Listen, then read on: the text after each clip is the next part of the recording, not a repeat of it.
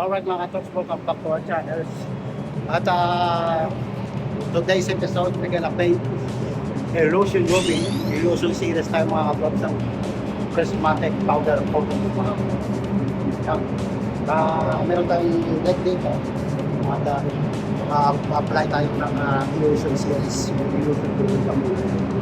Nakatapos din namin mag-reflect ako may lalo sa atin at yung breaker or model. Ito na natin na. Maglang na ngayon mga katok sa atin namin ang bahala sa pag-promote ito. Paintin mo!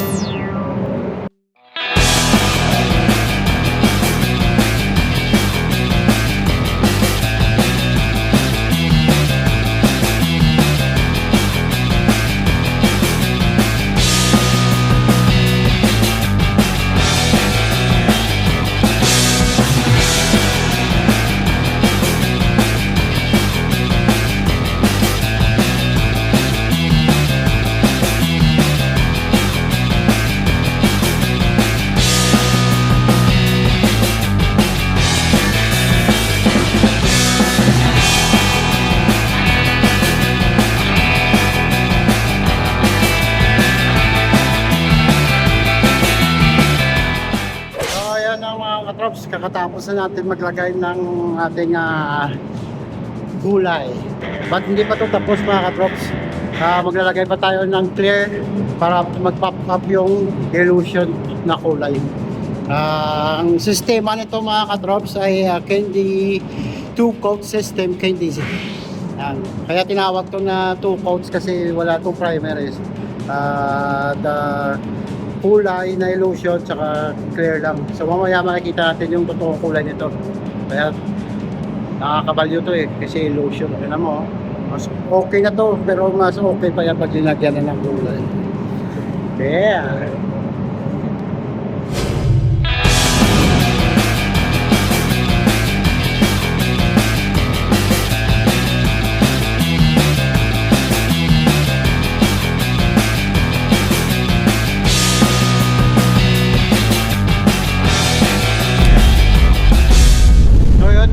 Katrops, no? Tapos na natin maglagay ng clear at binake natin ito ng final day which is 400 degrees Fahrenheit to 70 minutes yung time. Ito na yung finished product na gano'n. So ito, diba? Ano ba yung kulay nito kasi binagyan natin ng clear Yan yung tinatawag ng 2 coats candy system illusion ruby na kulay mga katrops. Oh yes. Ito yung texture nila niya mga katrops. Diba manipet? Illusion ruby na kulay. Ito yung deck. Ito naman yung parts nito na katrops.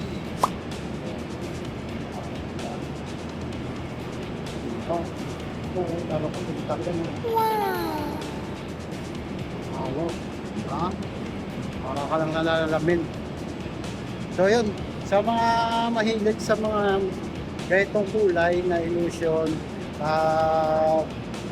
o customized na kulay, kontakin nyo lang kami at kung gusto nyo magpagawa ng powder coatings sa mga project nyo, search nyo lang yung Falcon Industry dito sa Port Macleod at kami na bahala mag-vote sa inyo kung gusto nyo kulay or gusto niya itong mga illusion na series, meron din kami. At kung gusto niyo rin yung mga simpleng kulay lang, meron din. So ganito na lang yung munting vlog natin sa ganitong kulay na illusion ruby 5 prismatic powders. Stay tuned and rock and roll and see you to the next one. Nice.